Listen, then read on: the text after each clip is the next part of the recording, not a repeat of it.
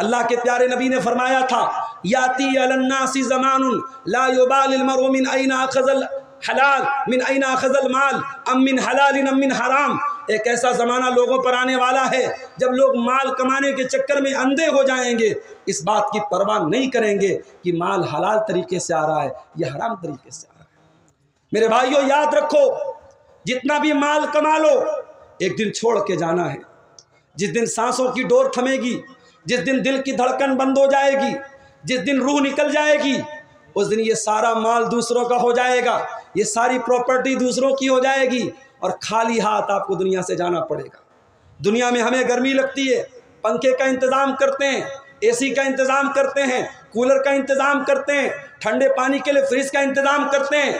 قبر کی تاریکی میں اس 2 گز زمین کے اندر جہاں نہ روشنی ہوگی، نہ اجالا ہوگا، نہ بیٹا باپ کے کام آئے گا، نہ باپ بیٹے کے کام آئے گا. کبھی سوچو میرے بھائیوں، کبھی غور کرو، اس قبر میں ہمیں کون گرمی سے بچائے گا؟ اس قبر میں کون روشنی دے گا؟ اس قبر میں آپ کا مال آپ کے کام نہیں آئے گا، اس قبر میں آپ کے بچے آپ کے کام نہیں آئیں گے. اس قبر کی تاریکی میں آپ کی نیکی، آپ کا عمل، آپ کا ایمان، آپ کا عقیدہ کام آئے گا. اس لیے میرے بھائیوں، مال کماؤ لیکن مال کمانے کے چکر میں اندھے مت بن جاؤ، اس لیے کہ ہم نہیں جانتے ہمیں موت کب آئے گی. دلی کے 4 یوٹیوبر جن کا YouTube channel round to world, کروڑوں سبسکرائبر ہیں، لاکھوں روپیہ مہینہ کمانے والے 4 یوٹیوبر دلی سے سیر کرنے کے لیے کار سے نکلے، کار کا ایکسیڈنٹ ہوا اور 4 یوٹیوبرز چاروں کے چاروں زخمی ہوئے اور ایک یوٹیوبر آن دا اسپاٹ انتقال کر گیا. چاروں مسلمان لڑکے، کروڑوں سبسکرائبر، لاکھوں چاہنے والے، لاکھوں مہینے کا کمانے والے، سیر و تفریح کرنے کے لیے، گھومنے پھرنے کے لیے نکلے ہیں. اور یہ بھی سن لو، ان کے یوٹیوب چینل پر کوئی تقریر نہیں ہے، کوئی اسلامک کنٹینٹ نہیں ہے، ہنسی مذاق کا کنٹینٹ ہے. لوگوں کو ہنسانے کے لیے کبھی جھوٹ بول رہے ہیں، کبھی ناچ رہے ہیں، کبھی گا رہے ہیں، یہ ان کا کنٹینٹ ہے. اور موت آ گئی اور ایک ایکسیڈنٹ میں ان 4 یوٹیوبرز میں سے ایک یوٹیوبر اللہ کو پیارا ہو گیا. حالانکہ پہلے نیوز آئی تھی کہ 4 لوگ مر گئے، لیکن بعد میں پتہ لگا کہ ایک مرا تھا، 3 بچ گئے. ہم نہیں جانتے میرے بھائی کون سا ایکسیڈنٹ ہماری زندگی کو ختم کر دے، ہم نہیں جانتے. اسی بنگال سے ٹرین گزر رہی تھی، کنچن جنگا، ٹرین کا ایکسیڈنٹ ہوا اور سرکاری رپورٹ کے مطابق تو کم لوگ مرے، حقیقت میں زیادہ لوگ مرے. ہم نہیں جانتے کون سا ہمارا ٹرین کا سفر زندگی کا آخری سفر ہوگا. ہم تو یہ بھی نہیں جانتے کہ رات کے بعد ہم اگلی دن کا سویرا دیکھیں گے میرے بھائی. اور پھر بھی ہم اتنے غافل پڑے ہوئے ہیں، پھر بھی ہم گناہوں کی زندگی گزار رہے ہیں، پھر بھی ہم اللہ کو ناراض کرنے والے کام کر رہے ہیں. آج ہمارے کتنے نوجوان ہیں، ان کی زندگی میں ٹائم کی کوئی قدر نہیں. دن رات موبائل پر فضول چیزیں، ناچ گانے دیکھنے میں، گندی چیزیں دیکھنے میں وہ گزار رہے ہیں. میرے نوجوان ساتھیوں، یہ ٹائم، یہ وقت آپ کا کیپٹل ہے، آپ کی پونجی ہے. اگر اس کیپٹل کو آپ نے نہیں سنبھالا تو آپ بہت بڑے گھاٹے میں پڑ جائیں گے. قرآن کریم میں اللہ تعالیٰ زمانے کی قسم کھاتا ہے اور کہتا ہے والعصر ان الانسان لفی خسر. قسم ہے زمانے کی، بے شک انسان گھاٹے میں ہے. الا الذین آمنوا وعملوا الصالحات وتواصوا بالحق وتواصوا بالصبر. صرف چار طریقے کے لوگ ایسے ہیں جن کے اندر 4 چیزیں پائی جائیں، وہ گھاٹے میں نہیں ہیں. جو ایمان والے ہیں، جو نیک عمل کرنے والے ہیں، جو حق کی وصیت کرنے والے ہیں، جو صبر کی وصیت کرنے والے ہیں. ایک تابعی کہتے ہیں کہ میں نے اس سورت کریمہ کا مطلب ایک برف بیچنے والے سے سمجھا. ایک آدمی برف بیچ رہا تھا، صبح برف لے کے نکلا، دوپہر ہو گئی، کسٹمر نہیں آ رہے، خریدار نہیں آ رہے اور برف بڑی تیزی سے پگھل رہی ہے. تو وہ برف بیچنے والا کہنے لگا، چلانے لگا کہ اے لوگو، میرے برف کو خرید لو، اس کے پہلے کہ میرا کیپٹل ڈوب جائے، میری پونجی گل جائے، میرا برف پگھل جائے، میرا برف خرید لو. میرے نوجوان ساتھیوں، جس طریقے سے برف دھیرے دھیرے پگھلتی ہے، ہماری زندگی بھی برف کی طرح گل رہی ہے. زندگی کا ہر ایک دن، ہر نیا سال ہماری زندگی سے ایک دن کو کم کر رہا ہے. ہم تو صاحب اپنی زندگی کا 1 سال پورا ہونے پر برتھ ڈے منا رہے ہیں، کیک کاٹ رہے ہیں، لوگوں کو مبارکباد دے رہے ہیں. اب تو مسلمانوں میں بھی برتھ ڈے منانے کا کلچر بہت تیزی سے بڑھ رہا ہے. اب تو بچوں کا برتھ ڈے منا کر کے مائیں جو ہے اسٹیٹس لگاتی ہیں، آج میرے بچے کا برتھ ڈے ہے. باپ بڑی خوشی سے لا کے کیک دے رہا ہے. ارے نادان، تو بچے کو کیا سکھا رہا ہے؟ تو بچے کو کیا سکھا رہا ہے؟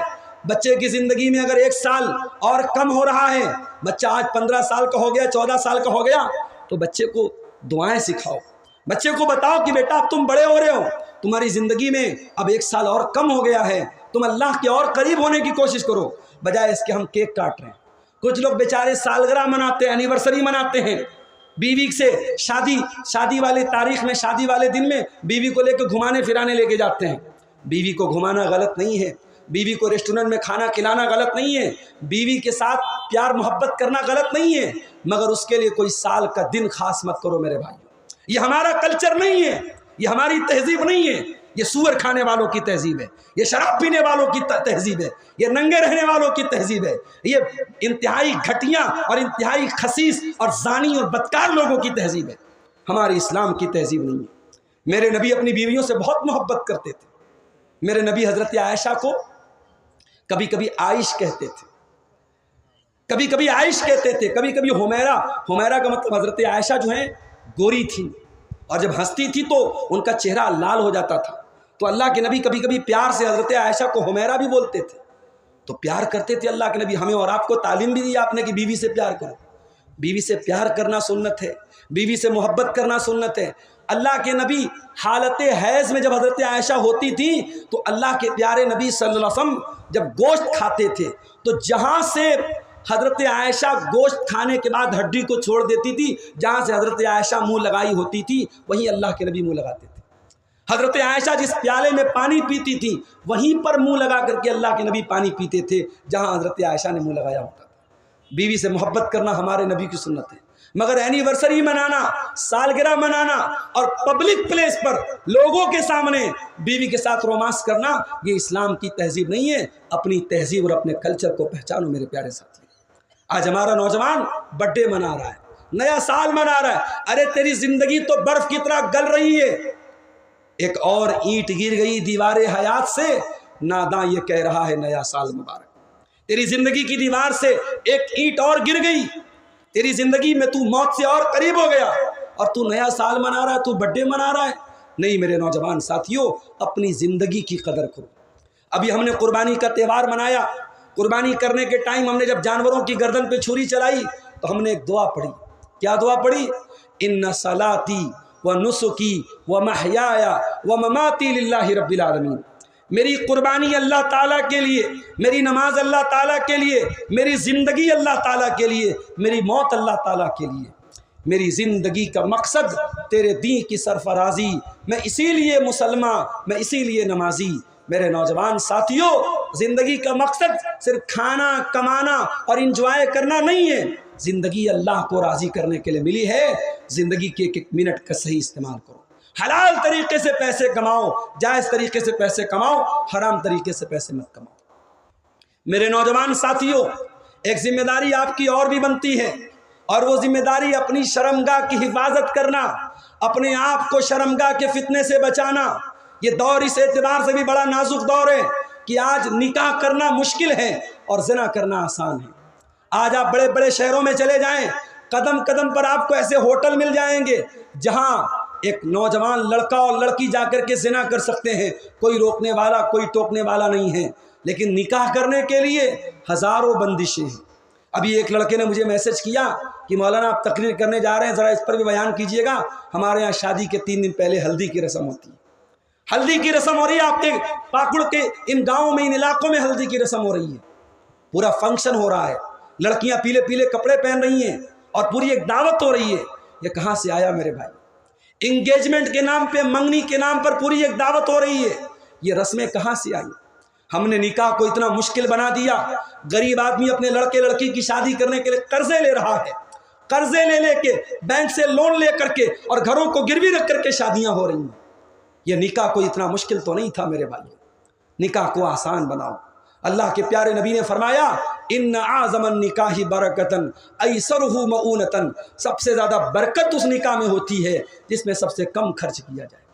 آج ہمارے نکاح بڑے بھاری ہو گئے، بڑے مشکل ہو گئے، نتیجہ یہ نکلا کہ آج نکاح کی برکت ختم۔ آج میاں بیوی میں جھگڑے بہت زیادہ ہو رہے ہیں، طلاق بہت زیادہ ہو رہی ہے، شادی ٹک نہیں پا رہی۔ کیوں؟ کیونکہ ہماری شادیوں میں سنت کی خلاف ورزی ہو رہی ہے۔ اپنے نکاح کو آسان بناؤ، اور جب تک نکاح کو آسان نہیں بناؤ گے، یاد کرو، یاد رکھو، زناکاری کو نہیں روک سکتے، اس لیے کہ اللہ کے پیارے نبی نے فرمایا یا معاشر الشباب، اے نوجوانوں کی جماعت، من استطاع منکم الباء، جو تم میں سے شادی کی طاقت رکھتا ہے، فلیتزوج، وہ جلدی سے نکاح کر لے، فإنہ اغض للبصر، اس لیے کہ نکاح کرنے سے انسان کی آنکھیں جھک جاتی ہیں، وہ احسن للفرج، اور انسان کی شرمگاہ کی حفاظت ہو جاتی ہے۔ لڑکا آپ کا 22 سال میں 20 سال میں شادی کے قابل ہو گیا، آپ شادی کر رہے ہیں 30-32 سال کی عمر میں، لڑکی شادی کے قابل ہو گئی 18 سال کی عمر میں، آپ شادی کر رہے ہیں 25 سال کی عمر میں۔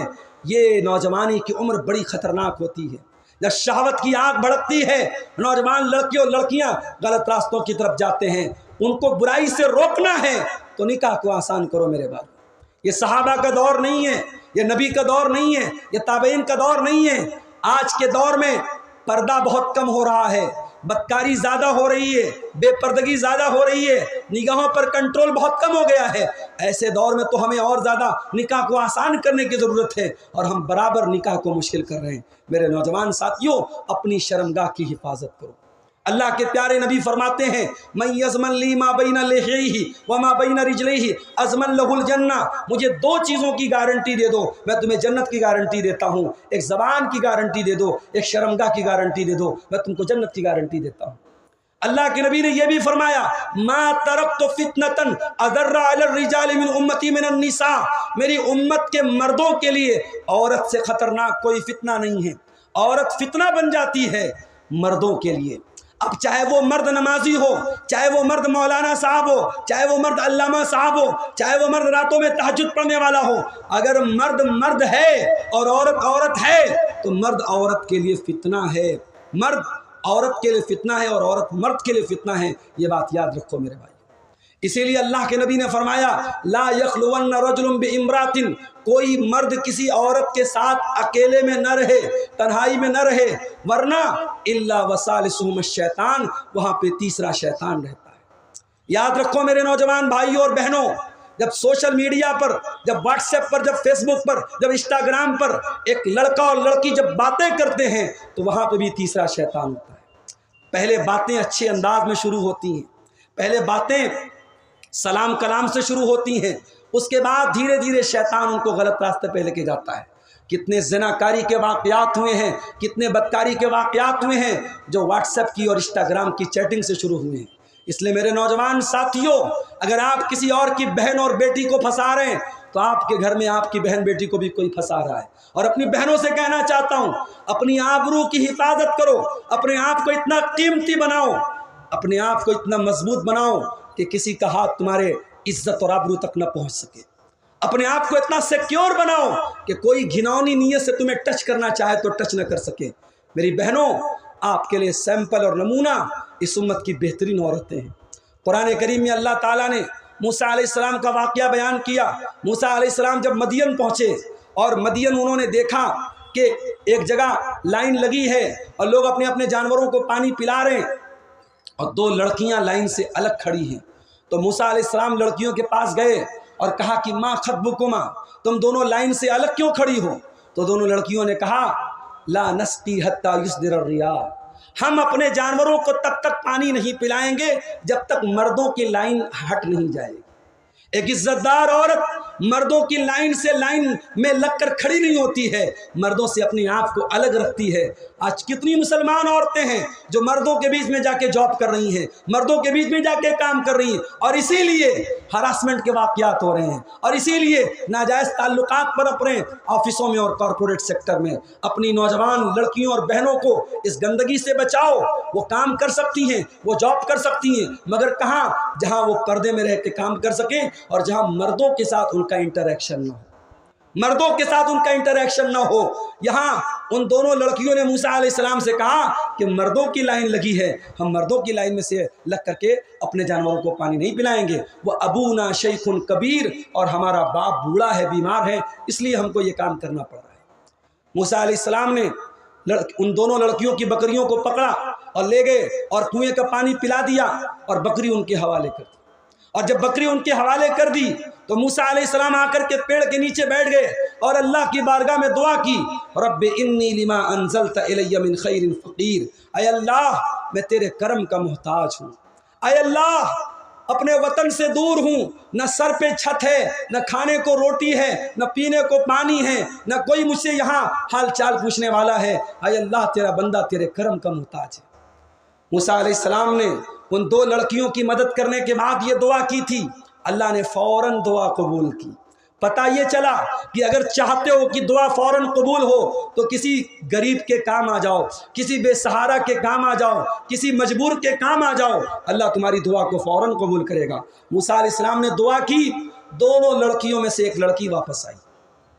اب جب وہ لڑکی واپس آئی، وہ لڑکی خوبصورت تھی کہ نہیں تھی قرآن میں نہیں بتایا اللہ نے، اس لڑکی کی ہائٹ کیا تھی قرآن نے نہیں بتایا، اس لڑکی کا کلر کیسا تھا قرآن نے نہیں بتایا، اس لڑکی کے بال کیسے تھے قرآن نے نہیں بتایا۔ قرآن نے کیا بتایا؟ فجاءت احداہما تمشی علی استحیاء، دونوں لڑکیوں میں سے ایک لڑکی شرما شرما کے چلتے ہوئے آئی، اس کی چال میں شرماہٹ تھی، وہ شرما شرما کے چل رہی تھی۔ پتہ یہ چلا کہ ایک لڑکی کی، ایک عورت کی چال بتا دیتی ہے کہ یہ لڑکی شرم والی ہے یا بے شرم ہے، یہ حیا والی ہے یا بے حیا ہے۔ لڑکی کی چال بتا دیتی ہے لڑکی کا کیریکٹر کیسا ہے۔ اس لڑکی کی چال میں اتنی حیا تھی کہ اللہ نے اس لڑکی کی چال بیان کر دی۔ میرے پیارے بھائیوں، میری پیاری بہنوں، اپنی حیا کی حفاظت کرو، اپنی شرمگاہوں کی حفاظت کرو۔ اللہ کے نبی فرماتے ہیں الحیاء والایمان قرنا جمیعا، حیا اور ایمان یہ دونوں ایک دوسرے کے ساتھ لازم اور ملزوم ہیں، ایک دوسرے کے ساتھ ملے رہتے ہیں۔ جب حیا نکلتی ہے تو ایمان نکل جاتا ہے، اور جب ایمان نکلتا ہے تو حیا نکل جاتی ہے۔ میرے نوجوان ساتھیوں، آپ کی ایک ذمہ داری اور بھی ہے، اور وہ ذمہ داری کیا ہے؟ ہم کبھی بھی جوش سے کام نہ لے، ہوش سے کام لیں۔ آج ہماچل پردیش کا واقعہ آپ نے سنا ہوگا، ایک مسلمان نے قربانی کی اور قربانی کا اس نے اسٹیٹس لگایا، اور واللہ عالم جیسا کہ میڈیا میں بتایا گیا کہ اس نے اس جانور کی قربانی کی جو ہماچل پردیش میں بینڈ تھا، اور اسٹیٹس لگا کے باقاعدہ اس نے دوسرے مذہب والوں کو کہا کہ تمہیں جو کرنا ہے کر لو، میں نے یہ قربانی کی ہے۔ پھر معاملہ طول پکڑا، لوگوں نے اس کے خلاف پردرشن کیا، اس کی دکان کو چند فرقہ پرستوں نے آگ لگا دی۔ یہ پورا واقعہ جس قدر افسوسناک ہے، اور اس نوجوان کی دکان پر آگ لگانے والے لوگوں نے جس قدر جہالت اور جس قدر ظلم کا کام کیا ہے، میرے بھائیوں کیا اس نوجوان نے یہ اسٹیٹس لگا کر کے نادانی کا کام نہیں کیا ہے؟ آج ہمارے بہت سارے نوجوان لڑکے ایسی حرکتیں کرتے ہیں جو پوری قوم کے لیے مصیبتوں کا سبب بنتی ہیں۔ اس لیے میں کہتا ہوں سوشل میڈیا کا استعمال بہت پھونک پھونک کر کے کرو۔ یہ دور وہ دور ہے جب ہماری ایک ایک ایکٹیویٹی سوشل میڈیا پر کیا جانے والا ایک ایک پوسٹ ٹریک ہو رہا ہے۔ ہم کوئی ایسا کام نہ کریں جس سے ہماری کمیونٹی، ہماری پوری قوم، ہمارا سماج، ہمارے ماں باپ اور خود ہم پریشانی میں پڑ جائیں۔ اللہ قرآن میں کہتا ہے کہ ایمان والا جو ہوتا ہے، اللہ نے فرمایا کہ ان جاءکم فاسقٌ بنبأ فتبینوا، اے ایمان والو جب بھی تمہارے پاس کوئی خبر لے کر کے آئے تو تم تحقیق کر لیا کرو۔ آج کتنی جھوٹی خبریں۔ میں آپ کو ایک عجیب بات بتاؤں، میری تقریروں کے کلپ 2 چینل میں نے یوٹیوب پر دیکھے، ایک کوئی بوڑھے صاحب ہیں، منہ ان کا چل رہا ہے، آواز میری چل رہی ہے، اور ان کے چینل کے لاکھوں فالوورز بھی ہو گئے ہیں۔ ان کے چینل پر زیادہ تر ویڈیوز پہ آواز میری ہے، کنٹینٹ میرا ہے، تقریر میری ہے، اور منہ ان کا چل رہا ہے۔ اب لوگ کیا سمجھ رہے ہیں؟ صاحب یہ تو بڑے میاں بول رہے ہیں، جبکہ وہ آواز میری ہے۔ اسی طریقے سے ایک اور میں نے چینل پہ دیکھا کہ ایک نوجوان لڑکا ہے، وہ بھی میری آواز اور میری تقریر کو ہونٹ وہ ہلا رہا ہے، آواز میری آ رہی ہے۔ اور اتنا ہی نہیں، بیک گراؤنڈ بھی اس نے ٹی وی پر آنے والے کچھ سیریلز کا اور کچھ کامیڈی شو کا بنا دیا ہے، اور ایسا لگ رہا ہے صاحب بڑے بڑے بالی ووڈ کے سیلیبریٹی اس کی تقریر کو سن رہے ہیں۔ تو یہ سب دھاندلی چل رہی ہے۔ آج AI کا دور ہے، آرٹیفیشیل انٹیلیجنس کا دور ہے۔ ڈاکٹر جابر صاحب میرے بازو میں بیٹھے ہیں، ان کی آواز کو کمپیوٹر میں ڈال کر کے دوسرے آدمی کے منہ سے سیم ان کی آواز کو نکالا جا سکتا ہے، اور انہی کی آواز میں ان کی تصویر کے ذریعے، ان کے ویڈیو کے ذریعے غلط چیزیں منہ سے نکلوائی جا سکتی ہیں۔ ایک ایسے دور میں ہم اور آپ زندگی گزار رہے ہیں، اور ہم اور آپ اندھے گونگے بہرے بن کر کے سوشل میڈیا کا استعمال کر رہے ہیں، کچھ بھی پوسٹ کر رہے ہیں، کچھ بھی ڈال رہے ہیں۔ نہیں میرے بھائیوں، جوش سے نہیں ہوش سے کام لو، اپنی ذمہ داری کو سمجھو۔ ایک ذمہ دار ناگرک بنو، ایک ذمہ دار مسلمان بنو۔ اور اگر آپ دین کے نام پر، اسلام کے نام پر بھی کوئی چیز سوشل میڈیا پر ڈال رہے ہیں تو پہلے تحقیق کر لیجئے۔ بہت ساری موضوع روایتیں، بہت ساری من گڑت حدیثیں آج سوشل میڈیا پہ چل رہی ہیں اور ہمارے اہل حدیث نوجوان بھی اس کو شیئر کر رہے ہیں۔ آپ علماء سے کانٹیکٹ میں رہیے، آپ اپنے علاقے کے علماء سے کانٹیکٹ میں رہیے، اپنی مسجد کے امام سے کانٹیکٹ میں رہیے اور ان سے پوچھئے کہ یہ حدیث صحیح ہے کہ نہیں، اور جب تک کنفرمیشن نہ ہو جائے کسی بھی حدیث کو آپ اس طریقے سے شیئر مت کیجیے۔ اور آگے بڑھیے۔ ہمارے نوجوانوں کی ایک ذمہ داری اور بھی ہے، اور وہ ذمہ داری یہ ہے کہ وہ اپنے والدین کی عزت کریں، اپنے والدین کی خدمت کریں۔ آج ہم یہ بھی دیکھ رہے ہیں سماج کی بڑی سیوا ہو رہی ہے، بڑے بڑے جلسے اور پروگراموں میں جایا جا رہا ہے، اور گھر میں ماں سے ڈھنگ سے بات بھی نہیں کر رہا ہے، باپ کے ساتھ بدتمیزی کر رہا ہے، ماں باپ کے ساتھ جھگڑا کر رہا ہے۔ یاد رکھو میرے بھائیو، ماں باپ غلط ہو سکتے ہیں، ماں باپ کے فیصلے بھی غلط ہو سکتے ہیں، مگر ماں باپ کے ساتھ بدتمیزی کرنے کا آپ کو ادھیکار نہیں ہے۔ ماں باپ اگر غلط بھی ہیں تب بھی ان کے سامنے نرم آواز میں بات کرو، نیچی آواز میں بات کرو۔ وَإِن جَاهَدَاكَ عَلَىٰ أَن تُشْرِكَ بِي مَا لَيْسَ لَكَ بِهِ عِلْمٌ فَلَا تُطِعْهُمَا وَصَاحِبْهُمَا فِي الدُّنْيَا مَعْرُوفًا۔ تیرے ماں باپ اگر تجھے شرک کرنے کی تعلیم دے، تجھے شرک کرنے پر ابھارے، تب بھی تو ان کی بات مت ماننا، لیکن ہاں دنیا میں ان کے ساتھ تو اچھا سلوک کرتے رہنا۔ ماں باپ کی غلط بات کو نہیں ماننا ہے مگر اچھا سلوک کرتے رہنا ہے۔ آج بہت سارے نوجوان ایسے ہیں جو ماں باپ کے ساتھ بدتمیزی کرتے ہیں، اپنے باپ پر ہاتھ تک اٹھا دیتے ہیں۔ یاد رکھو میرے بھائیوں، اللہ کے پیارے نبی نے فرمایا قیامت کے دن 3 ایسے بد نصیب لوگ ہوں گے، نہ تو اللہ تعالیٰ ان کو دیکھے گا، نہ ان کو پاک صاف کرے گا، نہ ان کی طرف نظر رحمت کرے گا۔ وہ کون 3 لوگ ہوں گے؟ نمبر 1 العاق لوالدیہ، اپنے ماں باپ کو ستانے والا، اپنے ماں باپ کو دکھ دینے والا۔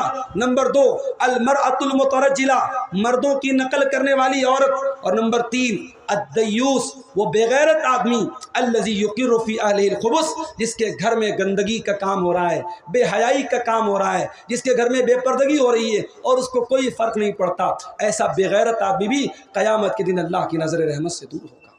اس لیے اپنے نوجوان بھائیوں سے کہنا چاہتا ہوں، اپنے ماں باپ کی عزت کرو، ان کا احترام کرو، ان سے ڈھنگ سے بات کرو، ان کے غلط فیصلوں پر بھی خاموش رہ جاؤ، ان کی غلط بات مت مانو لیکن ان کے ساتھ بدتمیزی مت کرو۔ ایک اور ذمہ داری اپنے نوجوان ساتھیوں کی بتانا چاہتا ہوں۔ گھروں میں جھگڑے بھی بہت ہو رہے ہیں آج، بھائی بھائی میں جھگڑا ہو رہا ہے، دیور بھابھی میں دیورانی جیٹانی میں جھگڑا ہو رہا ہے، نند اور بھابھی میں جھگڑا ہو رہا ہے۔ یہ جھگڑے کیوں ہو رہے ہیں؟ کیونکہ ہم سب کے اندر برداشت کا مادہ بہت کم ہے، ہم کسی کی بات برداشت نہیں کر سکتے۔ اور میں اکثر تقریروں میں ایک بات کہتا ہوں کہ گھروں کا ماحول صرف چھوٹوں کی بدتمیزی سے نہیں بگڑتا ہے، کبھی کبھی بڑوں کی نادانی سے بھی بگڑتا ہے۔ کبھی کبھی چھوٹے بدتمیزی کرتے ہیں اس لیے گھر بگڑتا ہے، اور کبھی اس لیے بھی گھر بگڑتا ہے کہ بڑے لوگوں کے اندر تحمل نہیں ہوتا۔ اگر چھوٹا بدتمیزی کر دے، چھوٹا غلط بات بول دے تو بڑا صبر کے گھونٹ پی کے رہ جائے، معاملے کو رفع دفع کرے، بعد میں دیکھیے حالات درست ہو جائیں گے۔ تو اپنے گھر کے ماحول کی حفاظت کرو میرے بھائی۔ یہ چھوٹی چھوٹی باتوں میں گھر میں جھگڑا کر لینا، میں کہتا ہوں اگر آپ صحیح بھی ہیں، آپ حق پر بھی ہیں، اپنا حق چھوڑ دو لیکن جھگڑے کو ختم کر دو۔ اللہ کے پیارے نبی نے اس انسان کو جنت میں گھر کی خوشخبری دی ہے جو حق پر رہنے کے باوجود جھگڑے کو چھوڑ دے۔ اللہ کے نبی نے فرمایا کہ انا ضامن ببیت فی ربض الجنہ، میں جنت میں ایک مکان کی گارنٹی دیتا ہوں اس انسان کو، لمن ترک المراء وان کان محقا، جو حق پر رہنے کے باوجود جھگڑے کو چھوڑ دے۔ میرے نوجوان ساتھیوں، ایک ذمہ داری آپ کی اور ہے، اور وہ ذمہ داری یہ ہے کہ اپنے علماء سے آپ اپنے کانٹیکٹ کو مضبوط کریں، علماء سے جڑیں۔ جب آپ علماء سے جڑیں گے تو آپ کو پتہ چلے گا کہ زمانے کے فتنے کیا ہیں، زمانے میں کون کون سی برائیاں اور کون کون سی ایسی چیزیں جن کو آپ کو اوائڈ کرنا چاہیے۔ آج علماء سے دوری کا نتیجہ کیا ہو رہا ہے؟ ہمارا نوجوان دین سے دور ہو رہا ہے، یا ہمارا نوجوان اگر دین کے قریب بھی آ رہا ہے تو ایسے لوگوں کو وہ سن رہا ہے اور ایسے لوگوں کا وہ فالو کر رہا ہے جو خود گمراہ ہے اور جو خود جاہل ہے۔ اور یہی وہ دور ہے جس دور کی طرف اشارہ کرتے ہوئے اللہ کے پیارے نبی نے فرمایا تھا کہ ایک ایسا زمانہ آئے گا کہ اللہ علماء کو اٹھا لے گا، اور جب علماء کو اٹھا لے گا اتخذ الناس رؤوسا جہالا، لوگ جاہلوں کو اپنا سردار بنا لیں گے، جاہلوں کو اپنا پیشوا بنا لیں گے، اور جب جاہلوں کو مفتی بنا لیں گے تو ان سے فتویٰ پوچھیں گے، اور جاہل لوگ فتویٰ دے کر کے خود بھی گمراہ ہوں گے اور دوسروں کو بھی گمراہ کریں گے۔ اس لیے میرے نوجوان ساتھیوں، علماء سے اپنے تعلق کو مضبوط کرو، اور جب علماء سے تعلق مضبوط ہونے کی بات آئی تو ایک بات اور کہنا چاہتا ہوں۔ آج کل جلسوں اور تقریروں میں ہم یہ چیز بھی دیکھتے ہیں کہ نوجوان علماء کے ساتھ سیلفی لے رہے ہیں، علماء کے ساتھ جو ہے کھڑے ہو کر کے محبت کا اظہار کر رہے ہیں۔ معاف کیجئے گا، علماء کے ساتھ سیلفی لے لینا یا علماء کی تقریر جا کے سن لینا اتنا کافی نہیں ہے، آپ کو ایک قدم اور آگے بڑھنا پڑے گا، علماء کی باتوں پر عمل بھی کرنا پڑے گا، اپنا تزکیہ اور تربیت بھی کرنی پڑے گی۔ آپ کے علاقے میں رات کو فجر عشاء بعد سے لے کر کے فجر تک پروگرام ہو رہا ہے، آپ نے عبدالشکور بھوجپوری صاحب کی تقریر سماعت فرمائی، آپ نے مولانا امام الدین صاحب کی تقریر سماعت فرمائی، عبدالرحمن فیضی صاحب کی تقریر سنی، آپ نے عبدالغفار سلفی کی آپ نے تقریر سنی، مختلف موضوعات پر آپ نے علماء کے بیانات سنے، بہت ساری باتیں آپ نے سنی۔ کوئی ایک بات طے کر لو کہ ہاں آج لکھن پور کے جلسے سے ہم یہ سبق لے کے جا رہے ہیں اور اس بات پر ہم عمل کریں گے، تب تو یہ جلسہ کامیاب ہے، تب تو یہ پروگرام کامیاب ہے۔ اور اگر ہمارا مقصد صرف علماء کو سننا اور کانوں کو لذت پہنچانا ہے یا ایک کان سے سن کر کے دوسرے کان سے اڑا دینا ہے تو معاف کیجیے گا میرے بھائیوں، پھر ان جلسوں کا کوئی مطلب نہیں ہے۔ اللہ کے پیارے نبی جناب محمد رسول اللہ صلی اللہ علیہ وسلم نے حضرت علی سے کہا تھا لَأَن يَهْدِيَ اللَّهُ بِكَ رَجُلًا خَيْرٌ لَكَ مِنْ حُمْرِ النَّعَمِ، اے علی تیرے ذریعے اللہ تعالیٰ کسی ایک انسان کو ہدایت دے دے یہ تیرے لیے سرخ اونٹوں سے بہتر ہے۔ میرے عزیزوں، آج اس پورے جلسے میں کوئی ایک بے نمازی بن جائے، کوئی ایک زناکاری کے راستے پر جانے والا اپنی حرکتوں سے باز آ جائے، کوئی ایک شراب اور نشے میں ڈوبا رہنے والا انسان اپنے نشے سے باز آ جائے، میں سمجھتا ہوں کہ ہم سارے علماء کی اور جلسہ کرانے والے سارے منتظمین کی محنت انشاءاللہ کامیاب ہو جائے گی۔ تو عمل کا جذبہ پیدا کرو۔ اللہ کے پیارے نبی نے فرمایا کہ قیامت کے دن 5 سوالوں کا جواب سب کو دینا ہے، وہ عالم کو بھی دینا ہے، جاہل کو بھی دینا ہے، وہ گاؤں کے رہنے والے کو بھی دینا ہے، شہر کے رہنے والے کو بھی دینا ہے، سب کو دینا ہے۔ پہلا سوال ان عمرہ فیما افنا، تو نے زندگی کو کہاں گزارا۔ دوسرا سوال وان شبابہ فیما ابلا، تو نے جوانی کو کہاں گزارا۔ تیسرا سوال وان مالہ من این اکتسبہ، مال کہاں سے کمایا۔ اور چوتھا سوال وفیما انفقہ، تو نے مال کو کہاں خرچ کیا۔ اور آخری سوال وماذا عمل فیما علم، تو نے جو علم حاصل کیا اس علم کے اوپر تو نے عمل کتنا کیا۔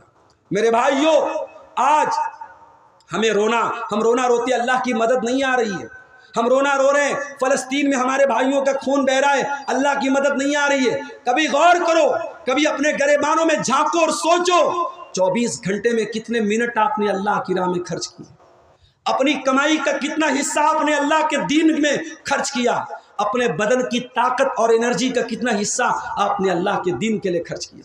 اللہ تو قرآن میں صاف کہتا ہے ان تنصروا اللہ ینصرکم، ان تنصروا اللہ ینصرکم، جب تم اللہ کی مدد کرو گے، اللہ کے دین کی مدد کرو گے، اسلام کی مدد کرو گے، قرآن کی مدد کرو گے، عقیدہ توحید کی مدد کرو گے، تب اللہ تمہاری مدد کرے گا۔ اس لیے اپنی زندگی کا ایک مشن بنا لو میرے نوجوان ساتھی کہ ہم سے جتنا ہو سکے گا ہم دین کے لیے محنت کریں گے، دین کے لیے ٹائم نکالیں گے، دین کے لیے پیسہ خرچ کریں گے، دین کے لیے انرجی خرچ کریں گے۔ اور قربانی کا جو تہوار ابھی ہمارا گزرا ہے وہ تہوار ہمیں سبق دے رہا ہے کہ اللہ کو راضی کرنے کے لیے بیٹا قربان کرنا پڑے تو بیٹا بھی قربان کر دیا جائے، اور اللہ کی رضا کے لیے اگر ضرورت پڑے تو جان بھی قربان کر دی جائے۔ تو یہ نوجوانوں کی ذمہ داریوں کے تعلق سے چند اہم باتیں بیٹھے ہوئے گلے کے ساتھ میں نے آپ کے سامنے بیان کی۔ میں جانتا ہوں بیان کرنے میں جب انسان کا گلا بیٹھا ہو تو بہت ساری باتیں وہ چاہ کر کے بھی نہیں بول پاتا ہے، کیونکہ جسم کی انرجی ڈبل لگتی ہے، اور پچھلے 10 دنوں سے یہ چیز میں فیس کر رہا ہوں، اور انشاءاللہ اب امید ہے جب 1 ہفتے کا ریسٹ لوں گا تو انشاءاللہ طبیعت انشاءاللہ آپ لوگوں سے بھی دعا کی درخواست ہے کہ آپ دعا کریں اللہ میرے گلے کی حفاظت کرے اور پہلے جیسی طاقت اور انرجی لوٹ جائے۔ ہم آخر میں چونکہ فجر کی اذان کا وقت بہت قریب ہے، اور آپ سب سے یہ بھی گزارش کرتا ہوں کہ جب آپ یہاں سے جائیں تو فجر کی نماز پڑھ کے گھر کو جائیں، یہ نہیں کہ بس جا کے سو گئے اور پوری رات تقریر سننے کے بعد فجر کی نماز آپ نے چھوڑ دی۔ اللہ سے ہم دعا کرتے ہیں رب العالمین جن علماء نے بھی آج کے جلسے میں حاضری دی ہے اور آپ کے سامنے بیان کیا ہے، تقریریں کی ہیں، ان سب علماء کی باتوں پر کہنے والوں کو، سننے والوں کو اللہ عمل کی توفیق عطا فرمائے۔ اللہ تعالیٰ جس مکتب کے لیے آج کا پروگرام ہوا ہے، اس مکتب کو دن دونی رات چوگنی ترقی عطا فرمائے۔ اللہ ہمارے نوجوانوں کو ہر برائی سے بچائے، ہر نیکی کے راستے پر چلنے کو ان کو توفیق عطا فرمائے۔ اللہ ایمان و عقیدے کی حفاظت فرمائے۔ اللہ ہماری بہنوں کو بھی اپنے مقام کو اور اپنی عفت و عصمت کو سمجھنے کی توفیق عطا فرمائے۔ اللہ رب العالمین ہمیں قرآن کی محبت ہمارے دلوں میں ڈال دیں۔ اللہ اپنے نبی کی اور نبی کے صحابہ کی اور نبی کے اہل بیت کی سچی محبت ہمارے دلوں میں ڈال دیں۔ ہماری روزی روٹی میں اللہ برکت عطا فرمائے۔ جو کاروبار سے پریشان ہیں اللہ ان کے روزگار میں برکت عطا فرمائے۔ جو بیمار ہیں اللہ ان کو شفائے کامل عاجل عطا فرمائے۔ اللہ جب تک دنیا میں زندہ رکھے اسلام پر زندہ رکھے اور ہم سب کا خاتمہ ایمان پر ہو۔ ربنا تقبل منا انک انت السمیع العلیم وتب علینا انک انت التواب الرحیم وصلی اللہ تعالی علی نبینا محمد وعلی آلہ وصحبہ اجمعین۔ والسلام علیکم ورحمۃ اللہ وبرکاتہ۔